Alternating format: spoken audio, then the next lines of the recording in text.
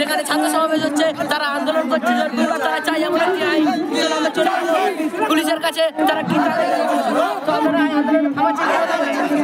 আমরা চাই ছাত্ররা যে আইন শৃঙ্খলা বিচ্ছিন্ন করছে সেটা সমাজগুলো কাজ হচ্ছে ছাত্র সুলভ আচরণ থাকা দরকার। আন্দোলন এইসব জিনিসপত্র পুলিশ বিভাগ দেখছে, এই ক্রাইম বিভাগ পুলিশ বিভাগ দেখছে, সিবিআই তোমরা কেন এই আন্দোলনটা করছো?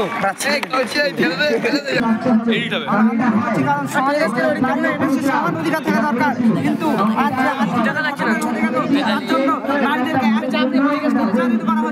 নারীদের ওপর যে নির্যাতন করা হচ্ছে, নারীদের স্বাধীনতা হরণ করা হচ্ছে, নারীদেরকে সঠিক সুরক্ষিত প্রদান করা হচ্ছে না, নারীদেরকে সঠিক সুরক্ষিত প্রদান করা ও তাদেরকে স্বাধীনতা দেওয়া সঠিক মতো পুরুষদের মতনই তাদেরও একটা অধিকার ও মর্যাদা প্রতিষ্ঠা করার জন্য আমরা আন্দোলন করছি। আজকে 8ই জানুয়ারি সুপ্রিম কোর্টে রায় আছে, তোমরা কি চাও?